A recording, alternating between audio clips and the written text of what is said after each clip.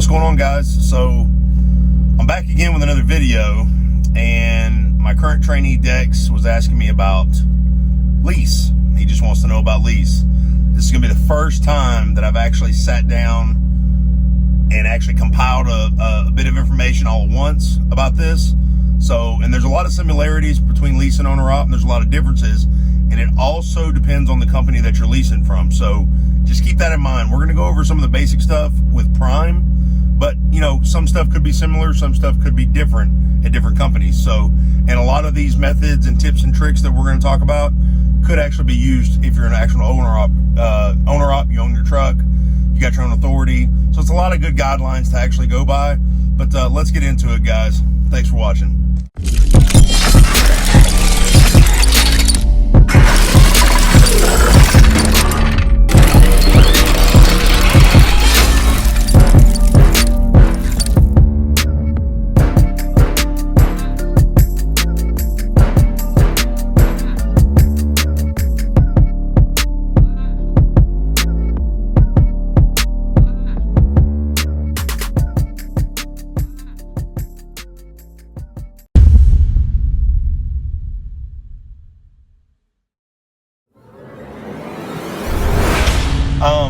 Another thing that you want to keep in mind is extras. Like when you start talking about extras and variable cost, like when you start adding stuff to your truck, you go out and you buy a different set of wheels, or you buy upgrades for your headache racks, or you buy just anything. Remember, you're cutting into your profitability at that point. It's great to have these extras, okay? And everybody's situation is different. It's awesome to look great. But the bottom line is how much more money is it going to make you? And think about that. So until you're established, there's a lot of things in your first year that you're going to have to buy. You're going to want to buy a GPS. You're going to want to probably buy a CB. You're going to want to buy a refrigerator. You're going to want to buy a microwave. Those are extras. And you have to think about that. Like, what's going to be my next best move? And that's basically the biggest thing about it. Now, when you're talking about owner operator, and you're actually buying a truck, or you have your truck paid for, there's a lot of similar costs, okay? They still have to pay for insurance, permits, and if you're leased on to another company with your truck, when I say leased on, people that have paid their trucks off will go run for Landstar or Mercer, or they'll run for a little small hometown company. They have to pay X amount of cost every single week or month to be there with that carrier and use their DOT or MC number. So you want to keep that in mind as well. You're going to have some kind of cost every single week. Some are higher, some are lower. So it all kind of runs the same way. The more efficient you are, though, the better off you're going to be. I mean, it's not rocket science. It does seem to be overwhelming sometimes, because you'll look at it and you'll be like, man, it's just all these numbers you got to keep up with.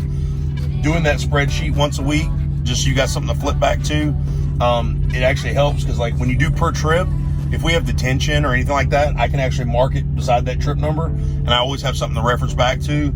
If you're supposed to get reimbursed on something from Prime, say you had to refuel. We actually picked up a new trailer a couple weeks ago, and it was like below the quarter tank, on the reefer fuel.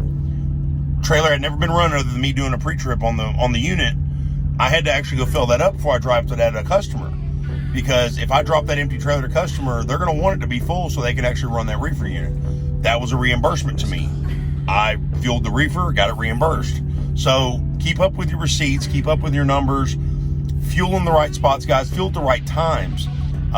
If you're at the end of your week with Prime, okay, and I'm not sure how other companies are, but if you're at the end of the week with Prime, and I said this on a strategic fueling video that's actually in my video selections, you don't want to fill up unless you absolutely have to. So if you're on your last trip, okay, and you got half a tank of fuel, you're in a Freightliner Cascadia like we are, you got half a tank of fuel, you got 1,000 miles left to go. All right, well, general rule of thumb, a full tank of fuel will take you 1,000 plus miles. All right, so go ahead and top it off at the half tank mark. Don't top it off when it gets to the 1/8 of a tank mark, because by then you've already used so much more fuel and you have a lot less miles to go. So calculate, the way I do it is I will calculate 7 miles per gallon, worst case scenario, which this truck usually does 8.5 to 9, average.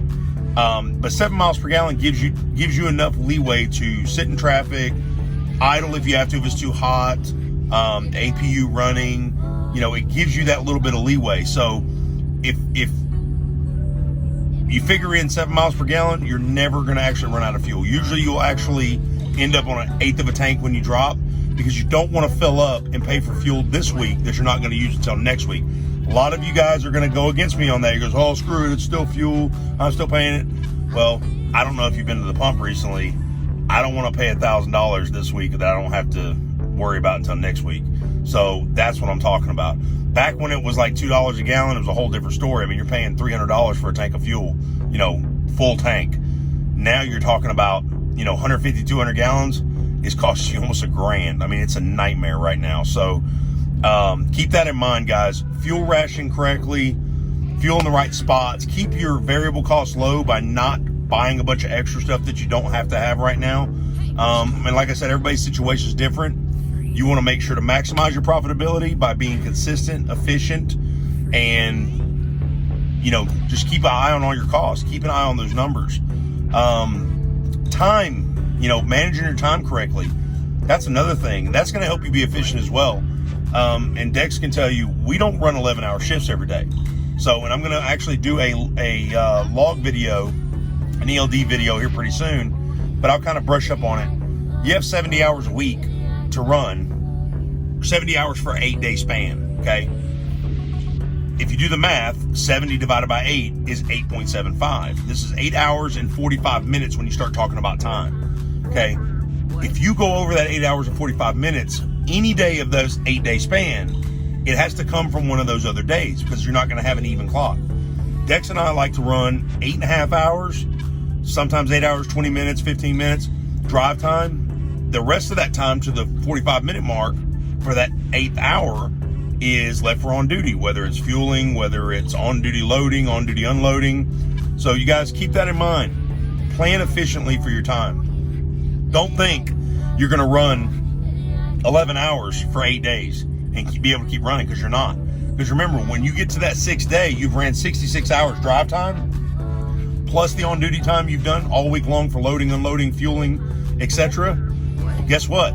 That 7th day, you hardly have nothing to run. So you have to sit. So when you're sitting for a day and a half to get your 34-hour reset, to get your 70-hour back full, you're losing money. So just think about that. Now, like I said, everybody's situation is different. Some people like to run hard for 6 days and then sit for a day and a half. That's fantastic. If you can afford to do so, by all means do so.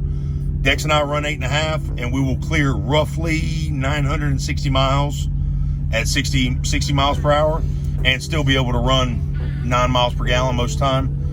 We've been extremely heavy this week, so I think we're sitting at like 8.6 right now. Extremely heavy up and down the Appalachian Mountains. Now we're heading towards the Rockies, going to Salt Lake. So be mindful. Every single mile, every single penny counts. So these are easy things to, you know, they're easy in concept, but it's all about you finding your niche and how you operate your business. When you find out methods that work for you, think, like, everybody's not going to want to use a paper legal pad every week. Everybody's not going to want to fill up Pilot Flying J. Everybody, you know, you all have different preferences and wants and needs, and that's what makes us all unique, but it makes us all the same. I can't tell you how to run your business. I can give you tips and tricks and tell you guys, hey, this is going to benefit you the most from what I know. But guys, take any information anybody gives you and use a little bit of that you hear and that you experience and that you witness and make it your own. You know, I mean, we all do. There's a million ways to truck. I mean, it's never going to change. Dex might do something differently that I don't do, and that works for him. And same thing with me. I might do something different that Dex doesn't do. Had to interrupt you one more time. Stay tuned for part 3. Just wanted to give all you guys a big shout out. Thank you so much for supporting the channel. It's your first time watching the channel. Please don't forget to like, sub, and share the videos and the channel. Get that information out there, guys. That's what it's all about. So thank you so much, guys. Stay safe. God bless. Until the next one. Braid out.